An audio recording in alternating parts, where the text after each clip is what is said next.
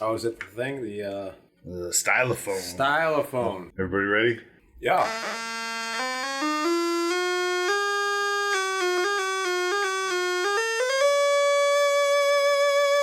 Welcome to Hashtag Set Live.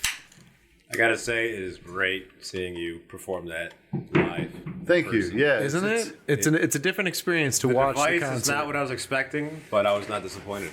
Oh, well, I'm glad. Fantastic. That was. It's just one layer of my musicianship. I believe it. I believe it's the tip of the iceberg. Tip of the iceberg. It's an And iceberg, meaning the 90% you can't see will kill you. All right, everyone. Hell yeah. Welcome to Hashtag Set Life, the show where Joe and myself, I am Bradford, bring on our friends and coworkers and other professionals from the film industry to talk about life on set. And today we Yes, have with sir. us our friend and special guest. Everyone's a special guest. I say that all the time, but it is special to have. Well, thanks for everyone not leaving here. me out, though. No, but My own personal negative Phil, it is. Mr. Baumhardt. Thank you Phil, for the Phil fine Baumhardt, yeah. And Phil works in the grip and electric department on set. Phil, welcome. Thank you. Good to be here. He's also a great armor when it comes to the blades. If you have any sword play or knife play, he is well educated. Very, very Thank you, true. sir. Thank you. Phil, why don't you tell our listeners a little bit about you and your roles and responsibilities in general on set? Oof. Well, it depends on what job it is that I am in the grip and electric department. So Gaffer's the one who's kind of making all the, not all the, but making lighting decisions or Communicating with the DP to Yeah. facilitate what's needed to Yep. change. And that depends on the DP. Some DPs that I've worked with will kind of give me free reign. Others are they know exactly what they want. And how they want to get it. And it's like, cool, roger that. As key grip, you're usually just sort of the second in command to the gaffer. That's not technically how it is in Hollywood, I'm told. But I think a key grip, on your larger sets, first off, has paperwork. There's actual paperwork and stuff. that's best boy grip. And then you also have the facilitation of the equipment at the trailer and the organization and the distribution. Yeah, it depends on the size of of the set. jobs themselves. The point man says, you hear, you hear, you hear. So, As I understand it, it's the gaffers by the DP, and the key grip is on call for the gaffer, but really you deal with other departments as well. And so the biggest movie that I worked on where you had the best boy is the guy who's like at grip. the truck doing the paperwork. So you have the best boy electrician, best boy grip, and they're in charge of making sure nobody takes anything off the truck, nobody leaves anything behind, and checking the list. And with like a bigger production, and typically we're working on indie film, so we're lucky to have a grip at all, let alone a key. Right. So it's a different landscape, but on a big set, and I've done one of these. I'm not trying to flex or anything. I did it one time. No, but it is so what it we had separate. There is a difference in reality. We had a separate grip department, separate electric department. So both the gaffer and the key grip were at the DP's side and monitor, and so the electric department would set up the lights.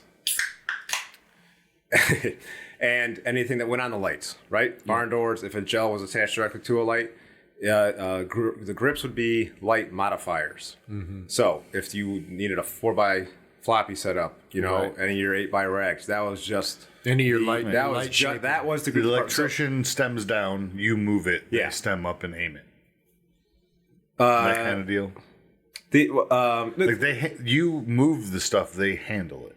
No. Okay. So, and I was on the electric side. So we would stem up the lights and do everything lights. We would run the power. That was all us. But if anything to modify the light in terms of what we'd call grip gear. So adding scrims or gels, or if the gel was on its own stand, if it was on a stand with a 4x, that was grip department. Right. If this was like a 4K and we were just putting a gel onto the barn doors, that was electric department. Okay. But if hey, get a 4x floppy over grip department. Yeah. Yeah. So that is the SOP. big time separation. That doesn't apply to. No.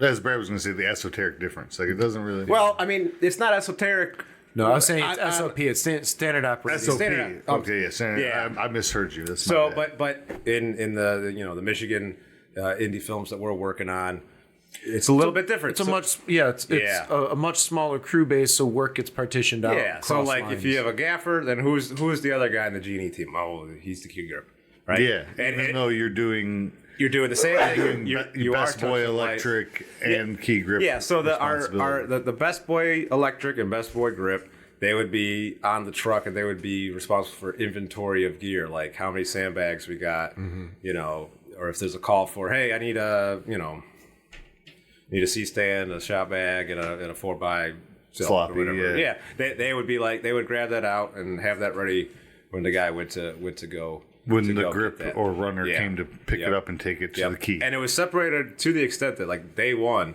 this is what Dave Lowing is the gaffer. Oh, yeah, big time. He tells me, like lighting is set. He's like, hey, go see if the grips want help, because they're building a 12 by solid or something.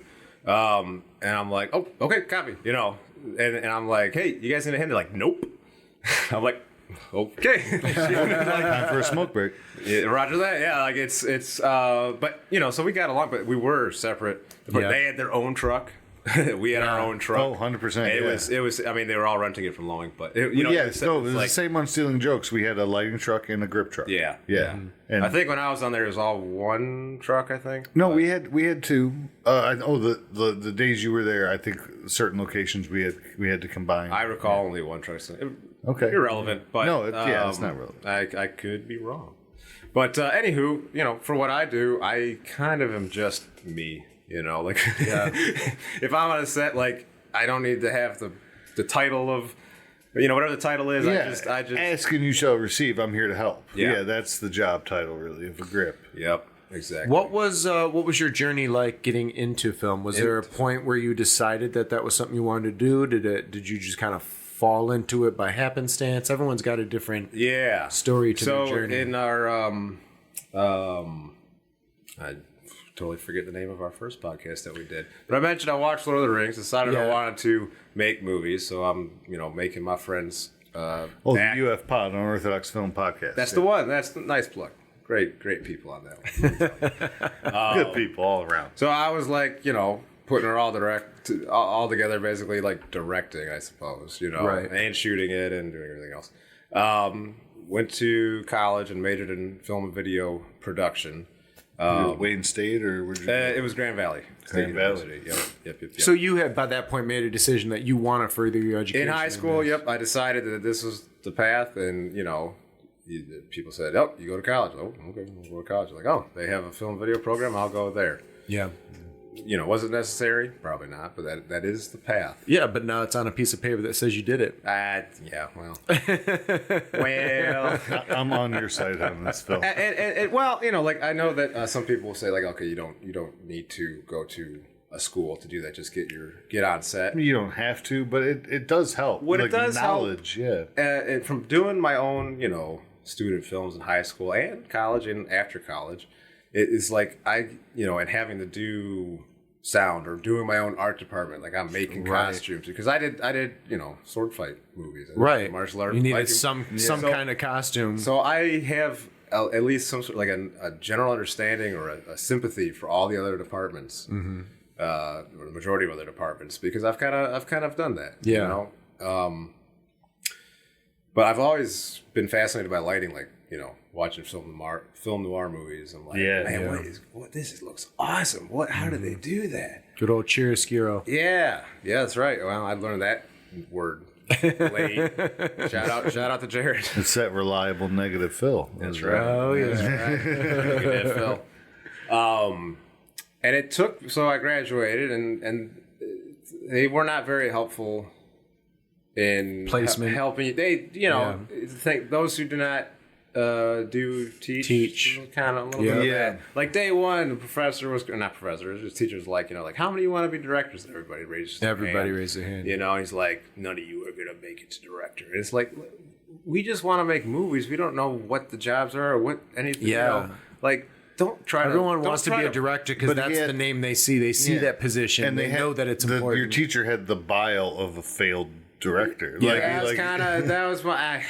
I don't want to speak ill. I shouldn't speak ill of people that. You don't got to drop names. You can talk about. No, I'm not.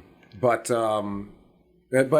it took me a long time to actually get into the industry. Yeah. So I graduated in 2011. First film I was on was in 2015. Okay. Actually, that same year, the same summer, I got an internship at a Orange Dragon Media production.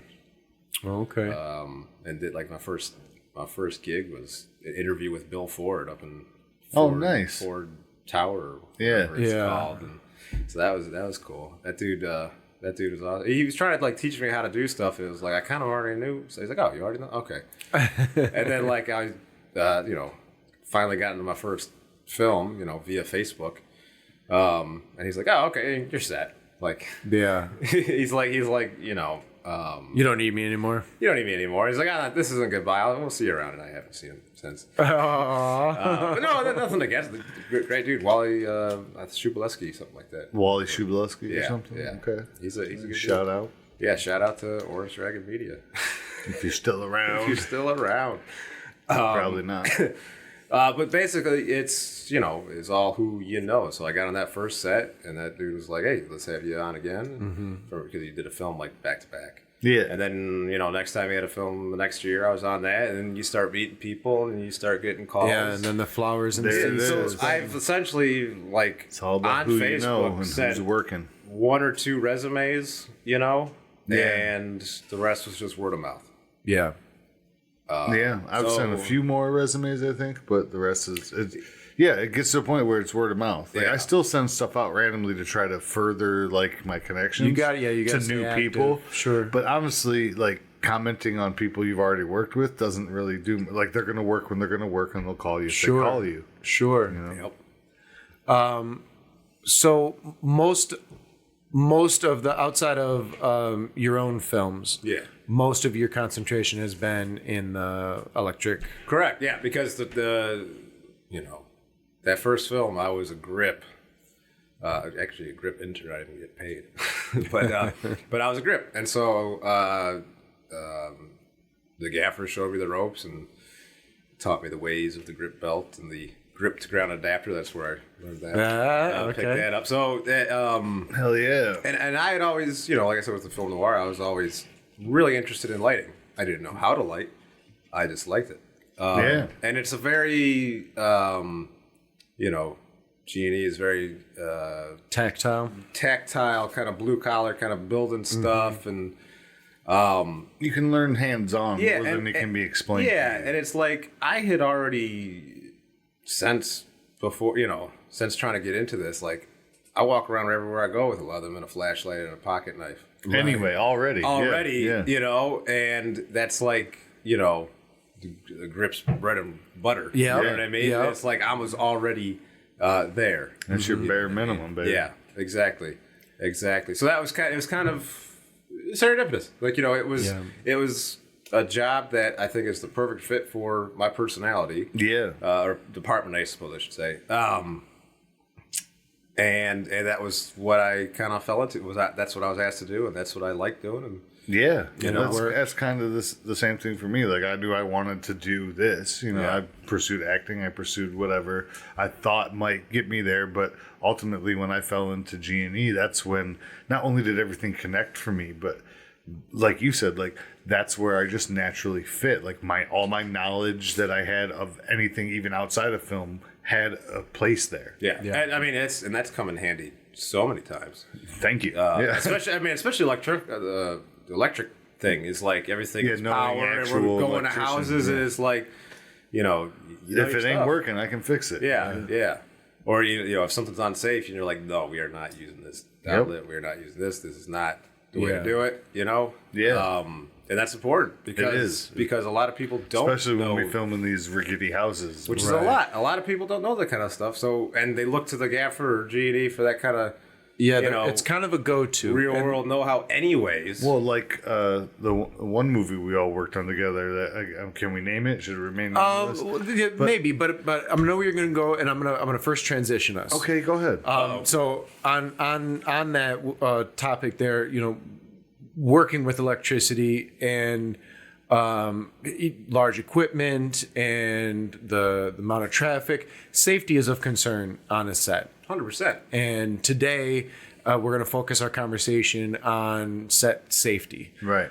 So I just wanted to tee that third, up. that's what I always say. That's why I'm a guest. You're trying to get me to be more safe.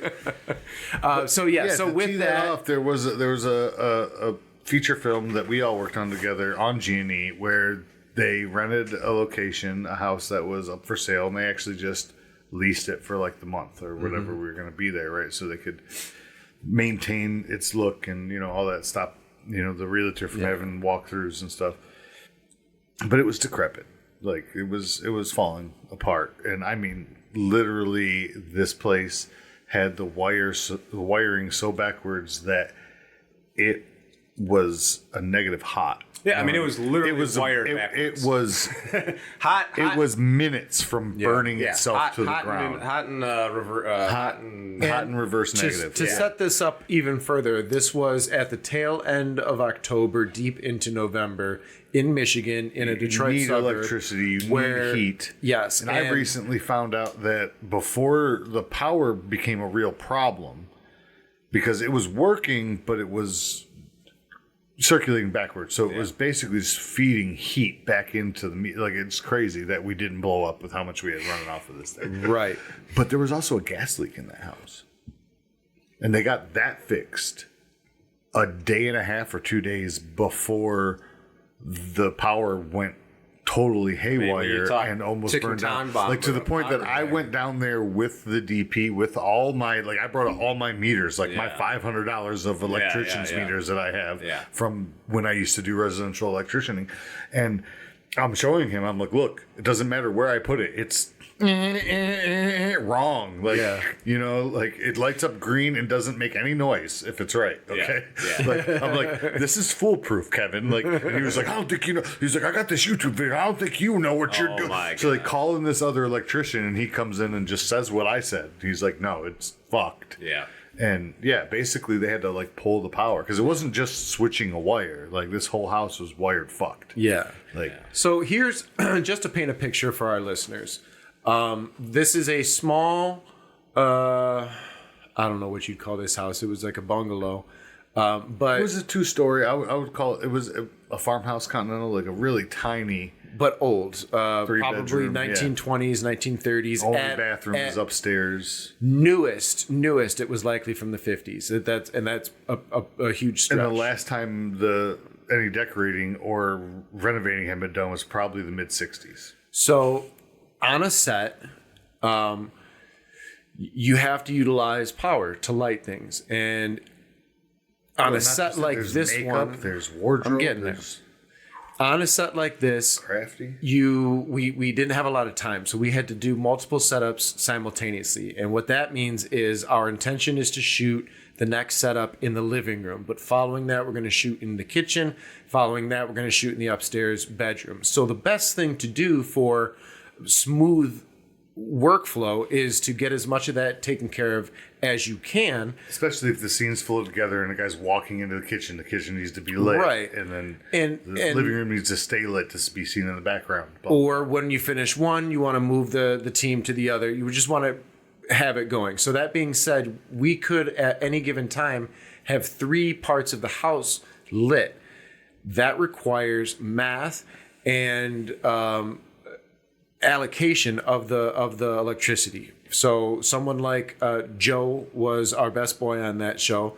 There was definitely a point where we couldn't use house power at all. Correct. I was not even I was having to run extension cords from our generators just for heaters. We were running for actors and holding, and we for were running steamers for wardrobe. We were running 3 generators. Yeah. I'm trying to get to all that. No, for sure. So we got 3 generators set up. We've got cables running everywhere.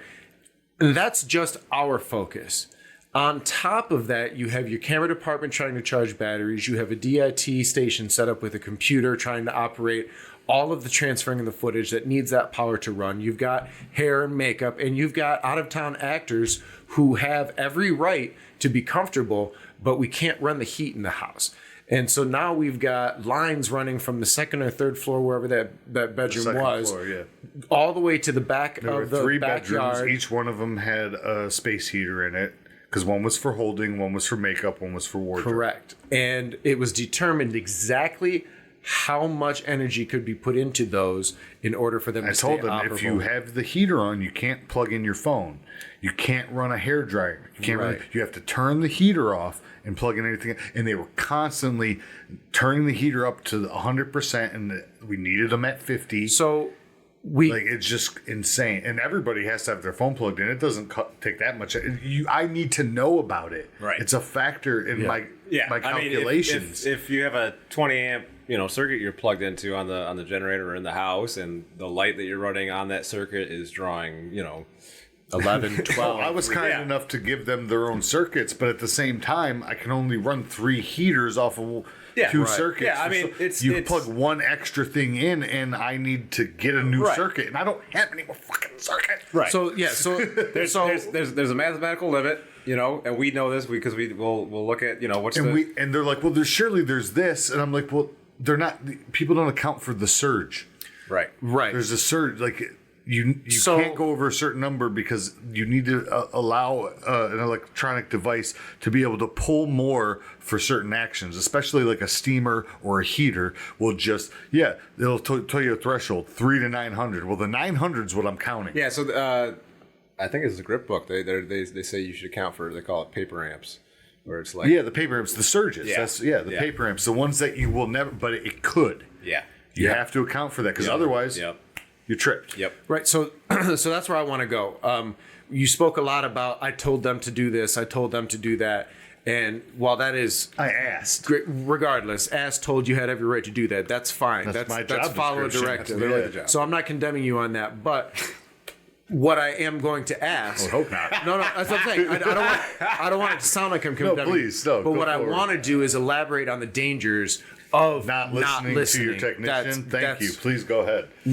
So that's why I want to. Yeah, you have to do it because I'll scream at people. I want to pose the question to you guys. Understand. What are the dangers? You got your obvious. You could trip something and that can shut your time down. Now you've got to figure it out. Listen, the number of times electricity will kill you. The number of times that production is shut down because someone plugs in a phone or turns on a hairdryer, and you've got to find. You're in an unfamiliar place. You got to find what circuit. If I don't know that somebody plugged that in, I got to go find the phone that they're lying to me about. Right. So on that big that big production where the 2 G&E were separate. We were in Grand Rapids for that. Yeah. Yep. If anybody wanted to plug anything into because we were running off of a giant a big toe behind. Yeah. Toe behind generator, and so it's like if anybody wanted to plug anything in, you had to ask. You have to clear it. You have to clear anything. Yeah, so on bigger budgets, that's standard procedure. I don't know, you have to ask G&E, you have to ask the Best Boy Electric to... this lunchbox is full, so yes, you can plug in and charge camera batteries on because it's important real quick, you're taking power from. Real quick, because you mentioned a term a couple of times, so I want a definition for our audience. What is a lunchbox? A lunchbox. A distribution center. It's a small box. You'll see it if you see behind the scenes where you got the run of cable and... You said toe behind. That's where the power comes from. The lunchbox is where you tap into the power with your stinger or extension. Correct. It's a distribution box. You'll see them on the ground, and it looks like a giant surge protector. But it's a distro box to where you can get a large amount of energy, usually from a 220 amp or 220 volt. In each of those outlets, there'll be 2 plugs, and it has its own circuit, so it won't trip the generator. It trips just those 2 outlets. So it gives the electronic department more control over some of the situations. And I will know exactly where the problem is because just those two outlets. Well, that light's not the problem.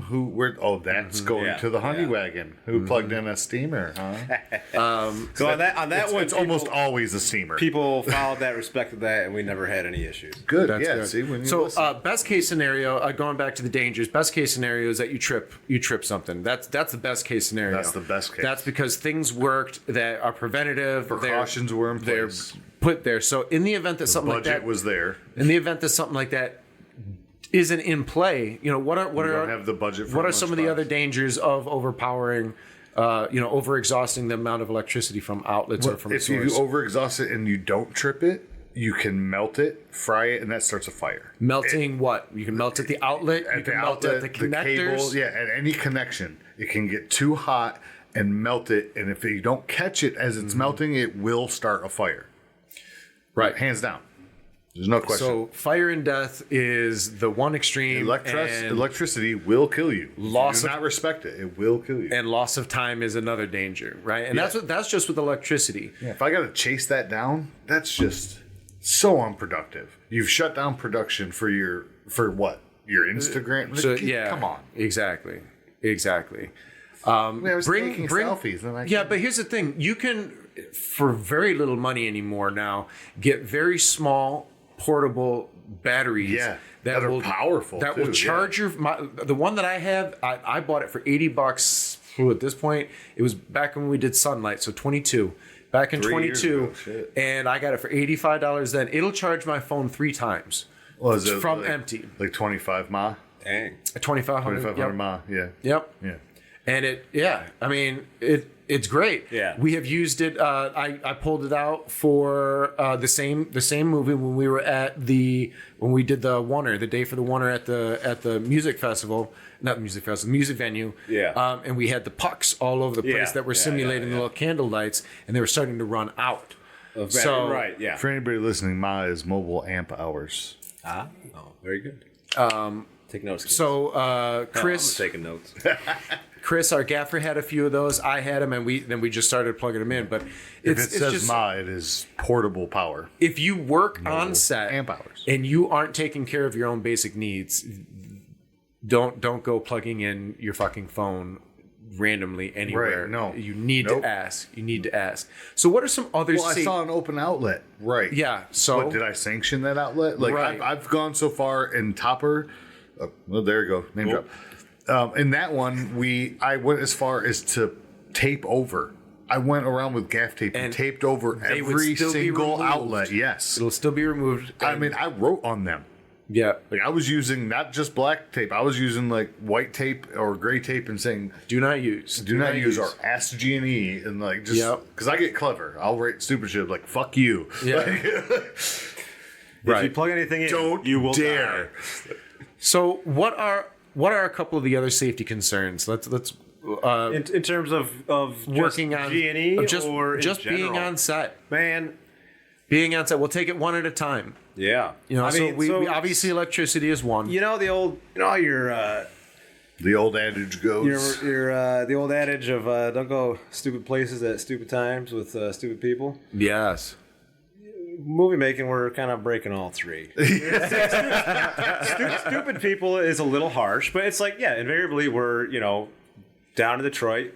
Ultimately, people have their job and they're focused on that's what I was going to say. Our heads are up our own asses. I'm not paid to focus on camera or traffic. Yeah. We're in some, abandoned building and it's middle of the night. We've had me and Brad were on a set and, we had this, I'm assuming he was a homeless man, but he had just recently been punched in the face and he had a big old gash. Uh-huh. And I was propositioned by a crack whore for a blowjob. Well, there you go. Joe's takes the... I gave her $2. I did not get a blowjob. Yeah, but like, or we're in the middle of the woods in July in a field in 90-degree plus heat, no shade, poison ivy and ticks everywhere, stuff like that. So it's like you're invariably put into situations that you normally wouldn't be in for durations that you would not choose. Yeah, why do I always have bug spray and a raincoat in my car? At all times. And a chainsaw. That's like, perfect. Why do I have these things? Garbage bags. twist tie, like all these things that I think normal people don't have all this shit. Each of the examples that you are alluding to, they should. Well, not unless they're considered paranoid or schizophrenic. Well, they shouldn't be, but you're right. So each of the things that you're talking about here, I would classify under environment. You need to know your environment that you're going to be in, right?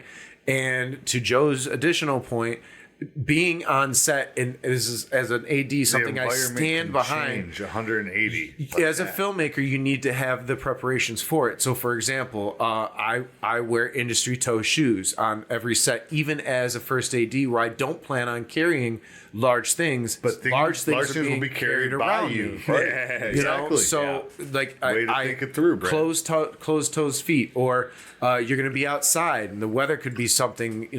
You want to make sure you have the rain gear, or even to that extra jackets in the car. I want to talk about the ticks. Like, so what are some of the preparations that I haven't mentioned? The bug spray, a box of garbage bags for covering yourself up. Yeah, just for utilizing the gaff tape in a way to close up your legs. Yeah. Yep. I mean, it's all we can get into specifics on specific shoes, which I don't think we want to do. But you learn that I could need this, and then you carry it. We use real world examples. So, we use real world examples. I'm sure we'll get. But it's all about, for me, for lack of thinking, I learned very quickly that no one is going to look out for you. You have to look out for yourself. Yeah. And on top of that, so safety on set. Safety is your responsibility. Like, they'll throw that in at the end of the safety production meeting. At the beginning meeting, of the day, the production meeting. It's more of a production meeting at the beginning of the day. They just say, "Hey, be safe." It's like, great. That's not helpful. But I've already got it covered because they give you and when they give you the call sheet that's got the address and different things, you can look at the weather and figure out, okay, these are the possibilities of clothing that I might need. You can look around at the area and see how close you are to like main traffic or Yeah. Oftentimes your UPM or your first AD, whomever is preparing the call sheet to send out, your first AD department, the assistant director's department prepares the call sheet, but on a larger set, that information goes to the UPM. UPM delivers it to cast and crew. At our level, as a first AD, I do the delivering. Regardless, whomever is delivering that information should have a call sheet, should have the weather forecast for the next day. You should look at it. You should look at the location. They'll give you the weather forecast on the call sheet is like high of, low of. High, and there rain. Should be. It's like look at now with the phones. Look at the Google Map. Look at the whole hour Take it the extra step. Because like today, we started out at 30 degrees. We went up to 60. Correct. You know what I mean? Correct. I always say, hey, we're going to be outside. It's expected to be cold. No, and I appreciate that because bring this. It saves leg work that I have to take out of my day beforehand. Right.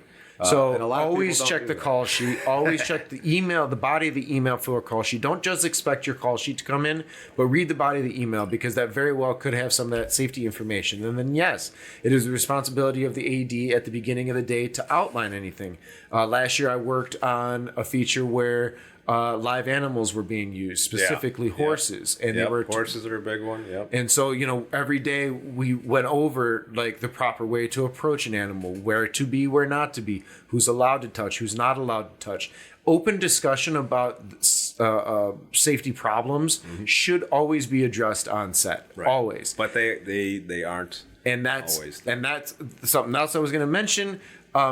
It is in addition to what Phil was saying, it is your responsibility to be responsible for your safety. You should also be responsible for everyone else's safety in the sense that don't be part of the problem. No, be part of the solution. Look out for the solution. To further that point, I notice that whenever I'm on set, especially with either of you, but even just when I'm on set,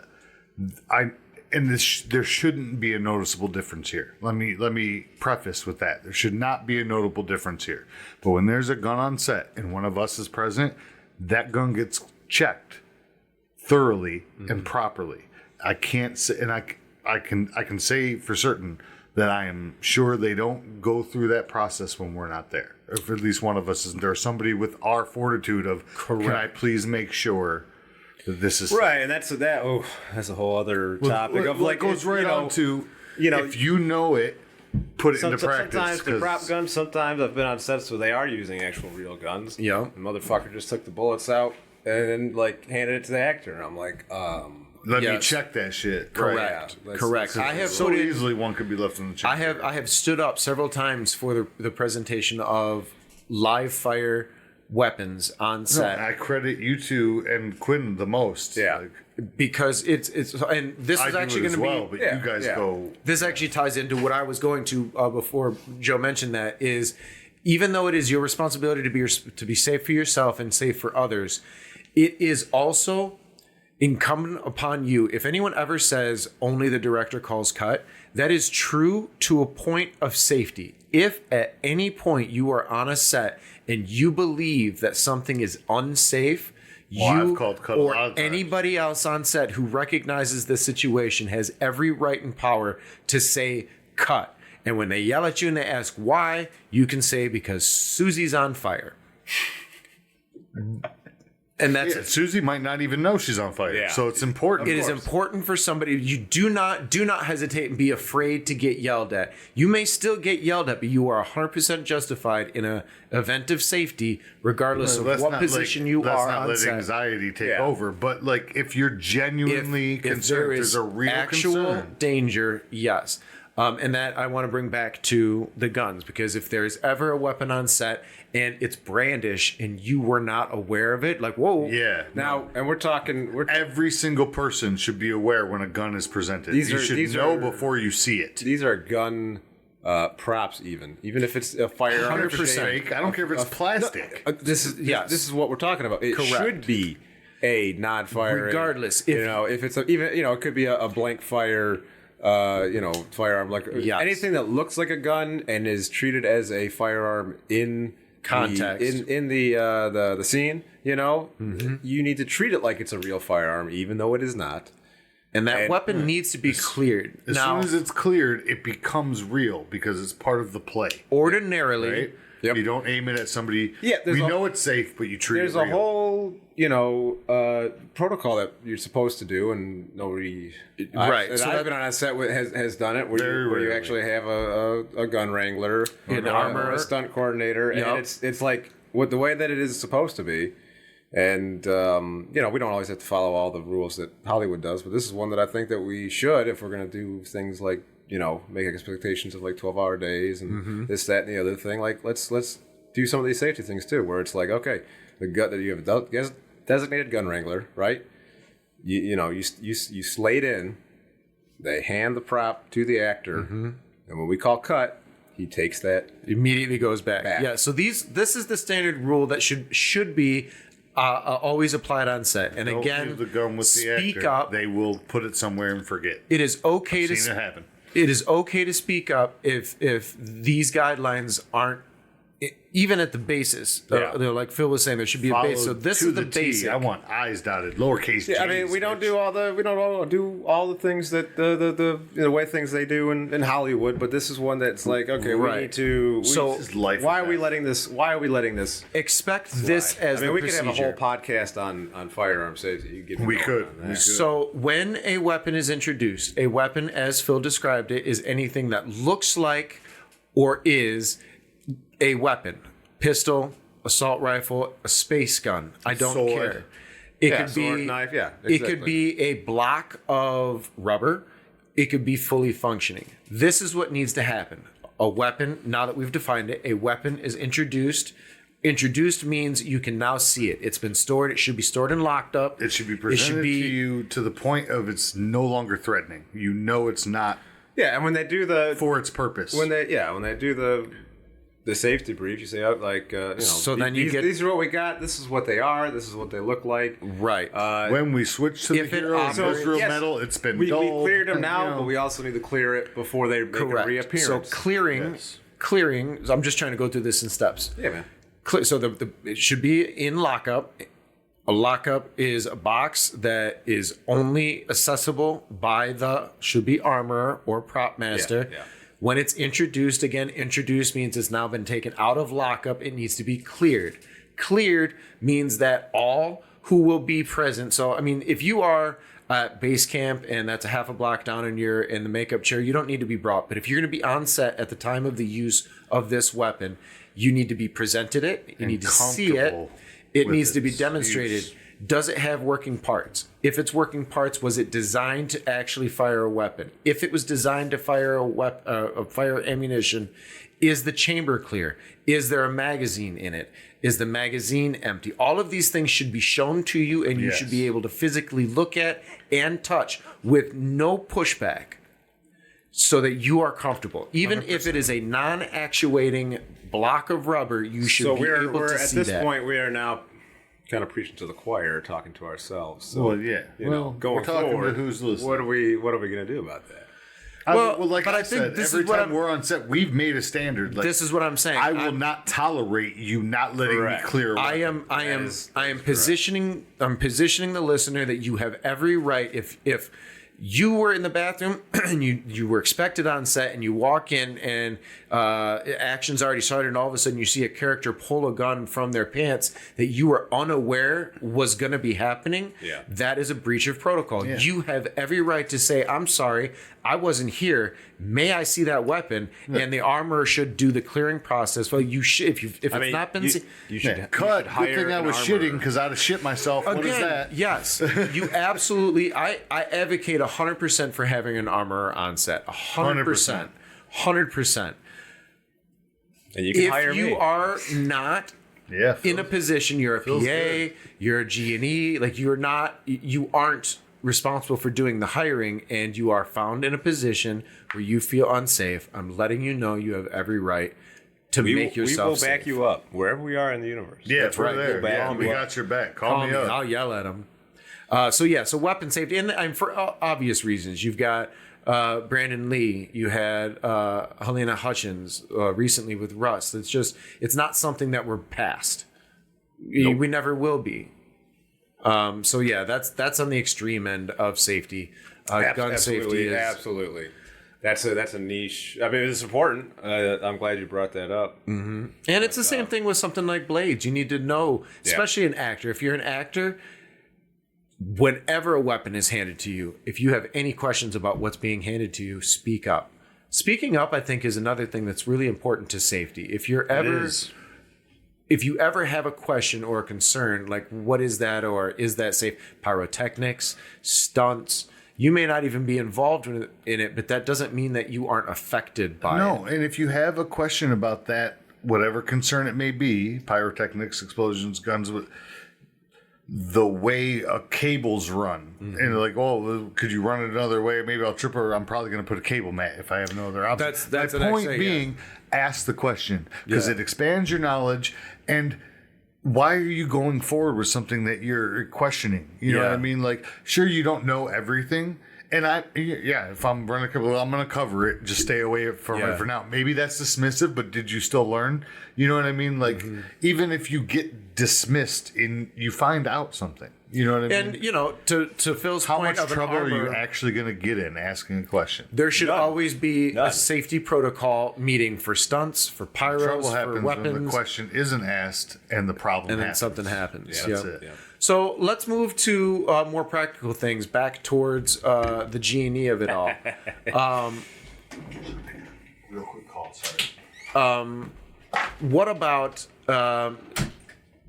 securing your equipment? Securing equipment. I feel like what you're asking me to talk about is like 8x, 12x racks, stuff that we're flying high in the sky that's literally just a giant sail. Yeah, but before we get to that, let's start with the basics. What about cable management? Cable management. Invariably you are running where people are walking, and if you try to hide it under a floor mat or a cable mat, or you try to keep it skinny up against the wall and keep it out of people's walkway. As straight as possible. Run your line straight or tucked. And that's the benefit of actual no slack. SJOOW cord, is that it will lay flat. Like, it doesn't get little kinks and stuff like that, like a extension cord would. Right. That'll lay flat. So, yeah, that's a simple one, is just running cords, like a thoughtful.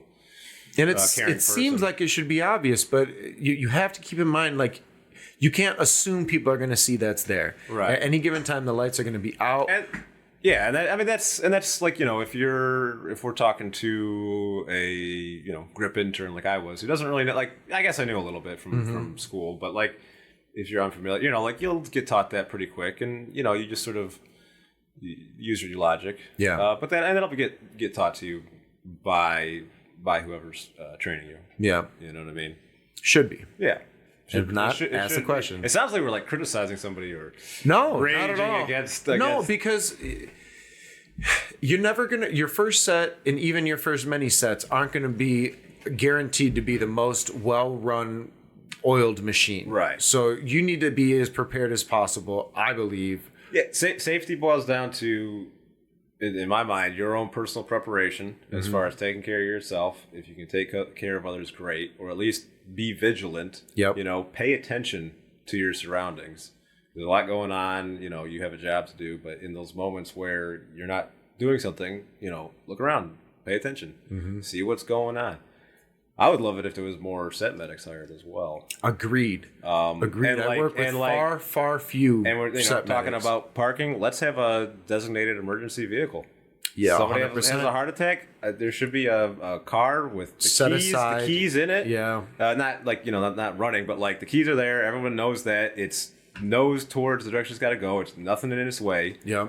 Like an emergency plan. Yeah. Right. And nobody's got that. Got that. So that's why I drive around with a trauma kit and a fire extinguisher. Yeah, I've got a first aid kit in my car. I'm ready for the small things. The small things I'm ready for. I should take more first aid classes and all that. Yeah, I mean, it's a lifestyle choice, really. Yeah. But, so we've shored up our cables. Now, what about securing equipment that's in play? Like C-stands you're talking? Or so light stands? I mean, anytime you set up a light stand or a C-stand, you want to procure it down. So what are our methods here? You weigh it down with a sandbag or a bladder, shot bag. Sometimes a bladder would be a water one. I've never seen them. Never encountered mainly used on tents, but they are they're very rare on set. But they are. It's just another option. The lowing shot bags are the way to go. Oh yeah, lowing changed the game when they came out with the shot bags. Yeah, it's just freaking metal shavings. Freaking NASA buys their shot bags. Yeah.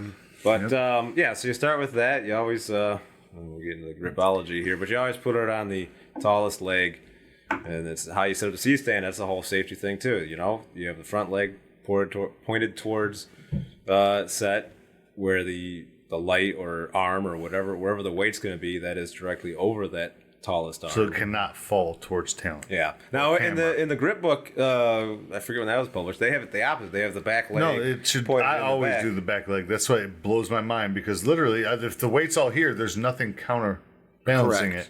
So I always have done it the opposite. And it's the grip and electric handbook. I forget when I think the original one was like in the 60s or 70s, but there's been like 8 or 9 right. But if you have that tall leg and it's pointed towards set with the light or arm or whatever it is, that it does help. The weight to a certain ratio. To a certain ratio. Yeah. Once you go past, I think it's like regular 40-inch arm. If it goes past, you probably shouldn't be doing. You should have a counterweight on the boom arm. Yeah, you're definitely you're breaking physics. You have your right hand rule where you're tightening the knuckle towards the work so that the weight of the item is helping to tighten it as opposed to loosening it. So if the tall leg forward and the sandbag on that doesn't suffice, you need to counterweight the back of usually the arm, not the stand. Yeah. But it can help to do both. So, if you have the stand, if you have the bags. Now you've got this beautiful light flying for a 2 lights, whatever, for street lamps, and it's coming in a little hot, and so now you're asked to throw up some diff, and it's got to go on a stand as tall. So now we're talking, a 3-way going all the way up, maybe even a mambo. All the way up, and it's going to be floating with a kite. If it's going to be a 4x, you're going to want to at least double the weight of what the light is, because it is literally a sail in the air.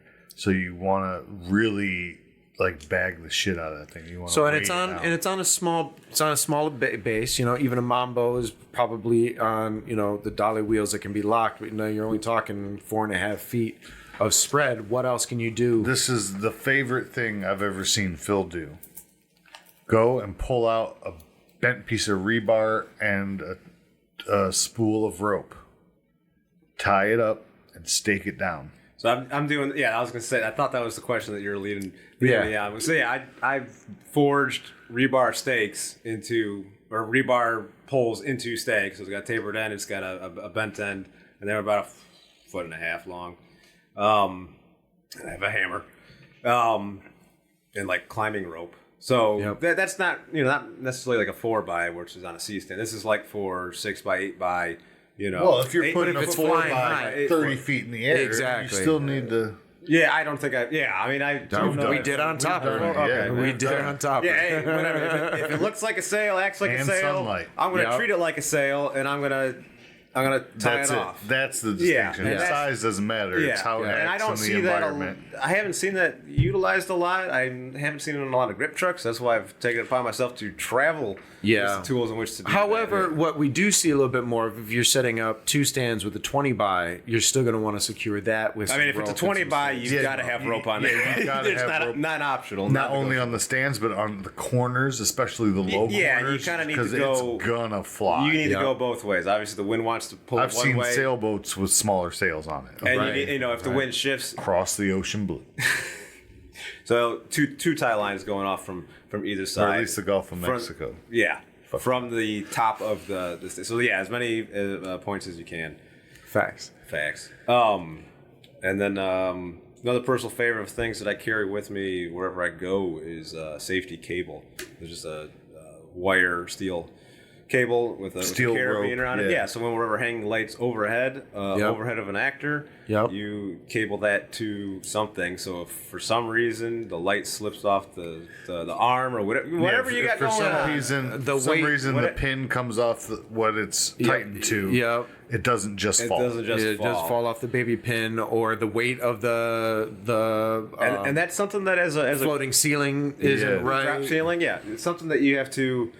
You're up on a ladder, you're doing that. There's been stuff I've affixed to like drop ceilings where I've been like, I don't even trust this frame. I don't even trust I'll do a double safety chain to like the actual I-beam. So safety is our responsibility because there's no one, DP's not going to be like, hey, make sure there's a safety cable on that. It's just implied, or they're not aware of it. But you need to you need to take that initiative. Yeah, you are responsible. They'll know when it's not there. And it fails. And that you don't want to happen. I mean, it's not a pointing fingers blame game. It's the tenacity. So here's the thing: of knowing what could happen. The thing about safety, there's the grip code, and Brad said it very well: for safety and for honor. For safety and for honor. That needs to be a team. Our responsibility. It's that in the brings works. me to. So I've been wearing this all day, but I got these for a deal. This is a nice little retractable knife for you, Phil.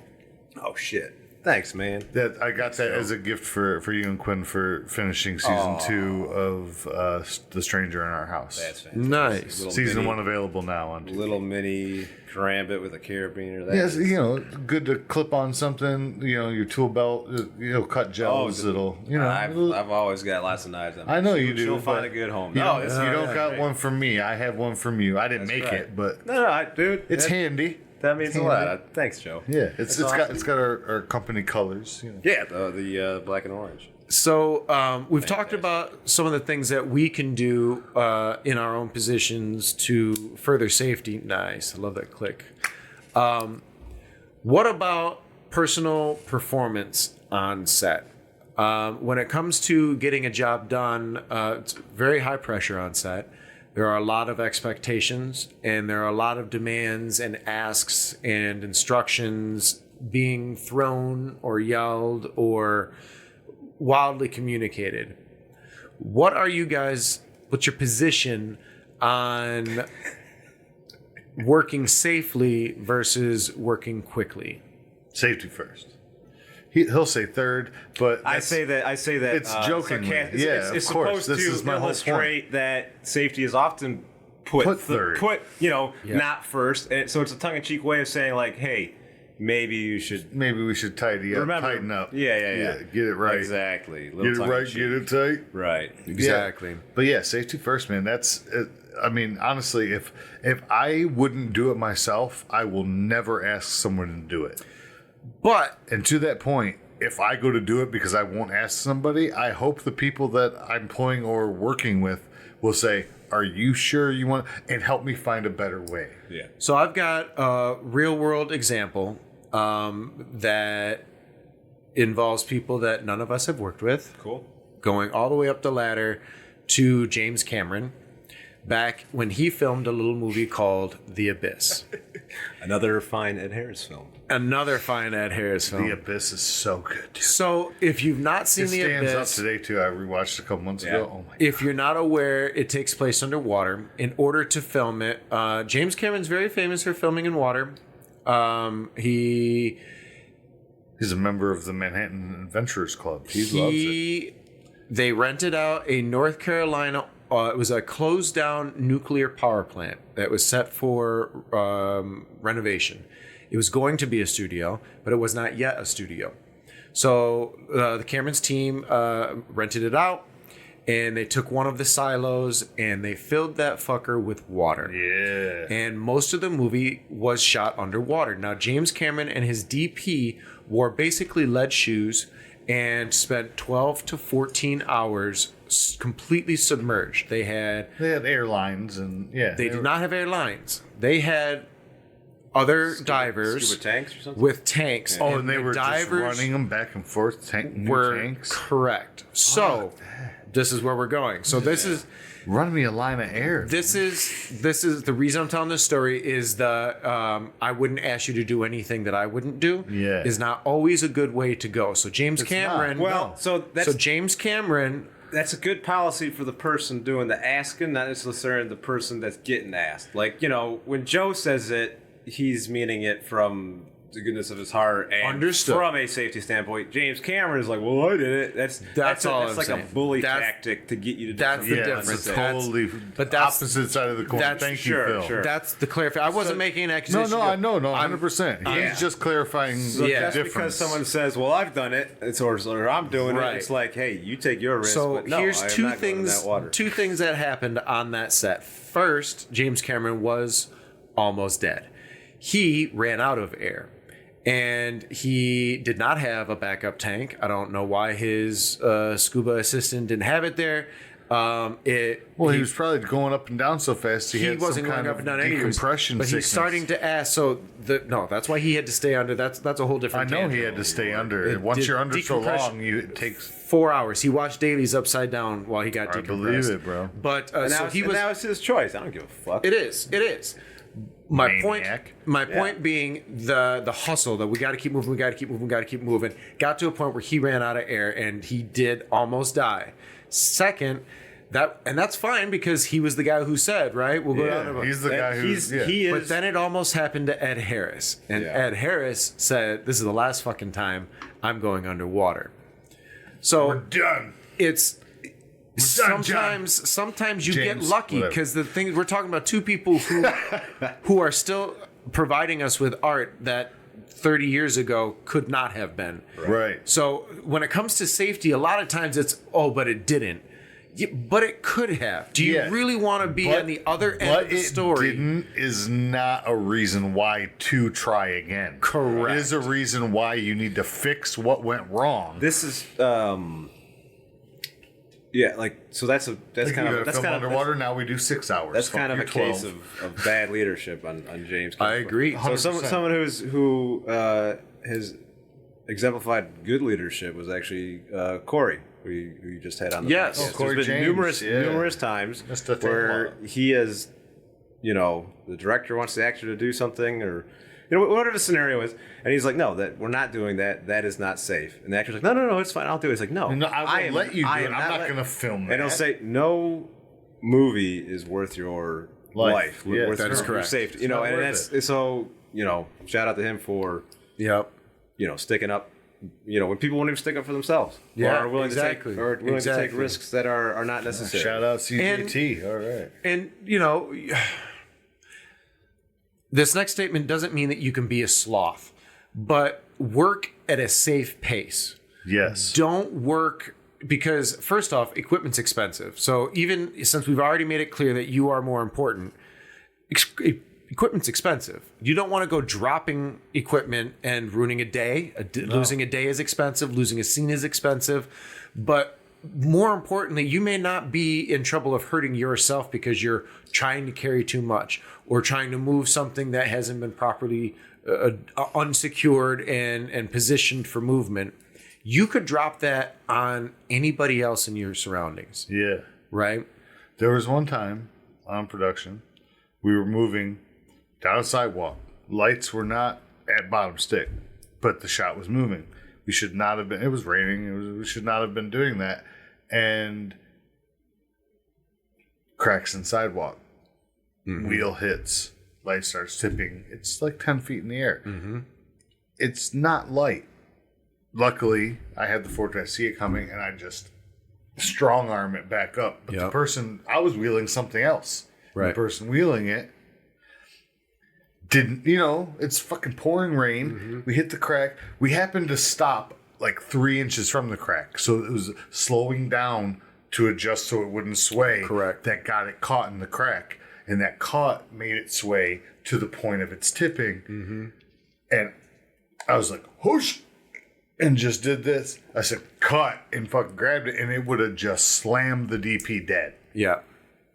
And he's like, make sure we stick down every time we move. Bitch, you asked us to do a moving shot. You can tell me stick down. Yeah. Yeah, so the lesson there is that don't always listen to your DP. Well, I mean, like somebody will say something, and sometimes you use your better judgment. Use your better judgment. Yep. Yeah. And with that, we'll develop over time. You remember that day, right? I do remember that. He was like, "Thanks, man." What was I going to say? Lost my train. Better judgment. Yeah, better judgment. That'll develop with time. And like none of us are perfect. No, not at all. No. But safety is one of those things where it's best to learn from someone else because it might be too late if you're learning for yourself. But just like the westerns I'm so fond of. The tack I try to take is just be methodical and meticulous. That's it. And it doesn't mean slow. You know what I mean? No. You can have a little. You can still have some pep to your step. You can't be moving with move intent. with conviction and intent. Conviction and intent, but be aware of your limits. Yeah. Right? Don't go past that. Don't go where, if this gets out of hand, I'm uncomfortable. Then that means reel it back. I think another real world example that lately has seen a lot of memification is the good Catholic boy after mass trying to carry 40 chairs to impress the girl. Yeah. Okay. Yeah. Right.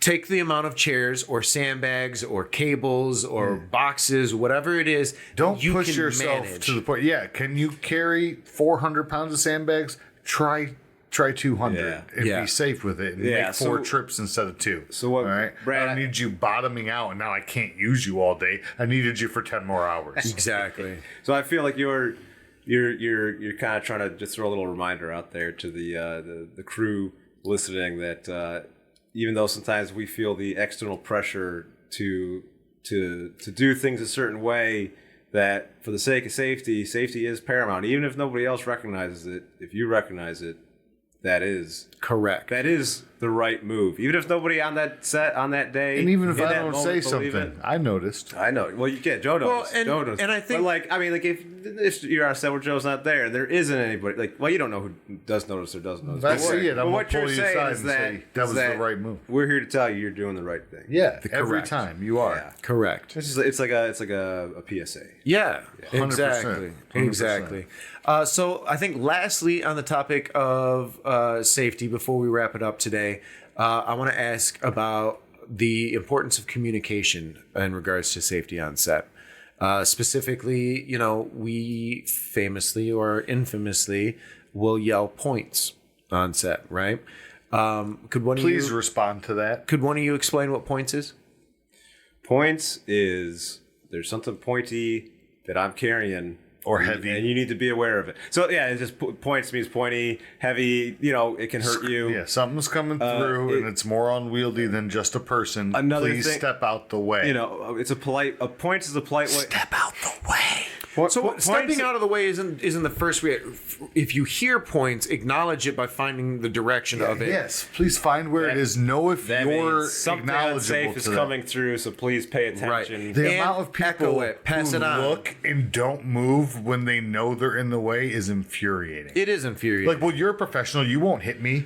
Could you make it easier? But it's not just about not hitting. I'm trying not to scuff your knees, but I'm also not trying to ding up the wall or trying not to break the equipment. Just all of it. I'm trying not to hit anything. Yep. Exactly. If you could just, it's like playing. It's like playing Operation. Points is a succinct way of saying get out of the way. Free dental. I've gone as far as to say after the third time of points, move or I will hit you. Yes. Yeah. Because I'm done going over your shoulder when you could just go. Yeah. So I mean, points is no respect. No respect at all. No, I don't respect. Points is a verbal way for us to make you aware of your surroundings. But would you guys agree that always being aware of your surroundings is important to your participation in safety as a grip, safety of others? No one else yells points but G&E normally, sometimes camera, but I'm always ready to see points coming at me. Yeah, I mean, other people are going to use it too. Set decking trying to move a bar in and out, or a ladder. I mean, it could be anything. And as G&E, if they're moving something set decking and they need extra hands, I'm always ready to jump on it. Right. Facilitate it, get it done so we can move on, keep going, try to beat our time. Nobody wants to be here for 12 hours. Right. So, guys, is there anything else on the topic of safety that we didn't cover that maybe you wanted to cover? We've covered mindfulness. We've covered respect. Speak up, speak out, ask, be aware. Don't be afraid to get in trouble because somebody dying is worse than you getting chastised. Yeah, I mean, you'll get over being chastised, if not in a day. The first time you're right. By a week, right? But you won't. Because you may be wrong. You won't get over someone's death if you feel it was your responsibility and you couldn't death is that's pretty heavy. Just injury, dude. Yeah, if you injure somebody, then you're gonna feel terrible. Or anything in between. You know what I mean? For sure, yeah. No, cover the extremes. No hard feelings. I mean, don't. I have bruised many an ankle in my day because a foot looked at me outstretched and said, well, it's not my chest, I'm not going to move it, and I will hit that motherfucker hard. Called anchor biters for a reason, okay? Move your shit. I've not yet blackened the nose on purpose, but it does happen. Oh, Lord. Oh, no. No, I didn't. I haven't. But I'm just saying, like, if something's coming at you, move your face. But he's ready. He's itching to it. I kind of am. Some of these people. Well, keep it contained, and we'll keep it to our imagination. When I say these people, I mean actors. Okay, it's not racist. Actors make the damn movies, Joe. What are you talking about? That's it. I mean, that's it. I mean, the camera and the lighting make the movies. No, they just dance in it. Give all the credit to the puppets. Yeah, just the actors. Just the marionettes without strings. Yeah, and if you're a I can say that I'm an actor. I'm allowed. Out of the bottom of my heart, I just beseech you, like, hey, think about having a set medic, an armorer, or a prop master if you have firearms or any of these positions for safety are important. Think about things that will go wrong. The military's got the PACE plan. That's 4 steps. Primary, actionary. No. I'm screwing it up now. PACE. You said PACE. PACE.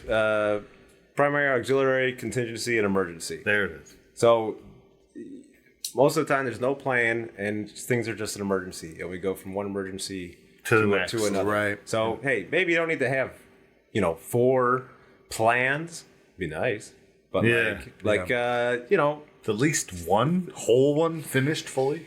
2 would be nice. I mean, maybe a primary and an emergency. Just baby steps. Yeah, baby steps. Start somewhere.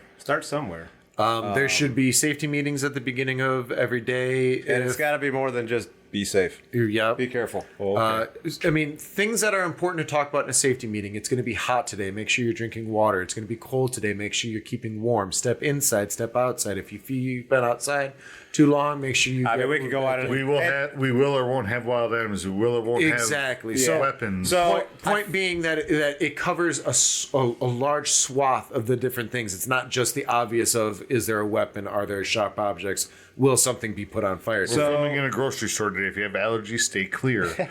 we can go on and on. Yeah, so I feel like we're kind of venting a little bit at this point. I don't want, if you're listening and you're in that kind of position, or maybe we're not talking about any one individual. No, not at all. But just if you are taking of things that we've seen and frustrations. If you are taking and I notes. Appreciate those who have been on sets with me that have done things the right way. I didn't mention you, but I thank you. Yeah, if you're taking notes, all we're saying is take note. To take note. It's a friendly, kindly reminder. We're just hacking it up. So to that, we love what we do, and we hate it's so much joy on set. Please don't bring the stress. You know what I mean? Yeah. We should be having fun and safe. Safety. Speaking of safety, Phil makes knives. It's true. They will cut you if you're not safe. So Phil, tell our listeners. What am I telling listeners? I was just waiting. I want to make sure Joe was done. Oh Lord! Tell our listeners where they could find your products. Yeah. So if you want to check out the knives that I make, I am on Instagram under Blackheart Forge. That's one word on Instagram. Blackheart.etsy.com. You can buy stuff there. I'm also on Facebook under Blackheart Forge, YouTube under my name Phil Baumhardt, where I make blacksmithing videos. Some of my short films from way back in the day on there, if you really want. And they are entertaining. Some cool ass sword fighting on there. Sword fights, yeah. And a young Phil without a beard. Yeah, young Phil without a beard. I totally forgot it was without the beard. Yeah, I mean, he was trying. I was trying. Just wasn't there yet. Lord help me, I was the mustache trying. today, the Fu Manchu was going hard. Yeah. The mustache was so bad I had to, it looked better to go the Amish route. But yeah. Joe, how can people find you? As always, on the gram at chaotic_artisan and Joseph Sheldon Quick on Facebook and IMDb, and where this lovely young man is going to say something. He's older than me. I am older than you. I think he knows that. I'm aware. I think he can hear you too. It's not for him. Oh. And you can find me on Instagram at Beeford Clark. You can follow the show on Instagram at UFOstudio.Detroit. And you can go to our website and follow links to our previous episodes at ufpodcast.podbean.com, where you can also find a link to our store, the UFO Bazaar, where you can get some of our neat little merch. It's nice if you purchase some of that. It supports us and helps us continue to make the show and hopefully put together some projects in the future. We got some stuff in the works. More importantly, we would definitely love for you to, for safety and for honor. More importantly, we would like for you guys to participate in the conversation. What did you think about our conversation today? Do you have any thoughts on set safety? Do you have any own stories that you want to share with us? Do you have any questions that you want to ask us? Speak up. You can, like I said, on Instagram or at Facebook, you can look up Unorthodox Film Podcast, or leave us a comment or review on Apple and Spotify or YouTube. We would love to engage with you there or anywhere. So thank you, everybody, for listening, and we will see you next time. #SetLive.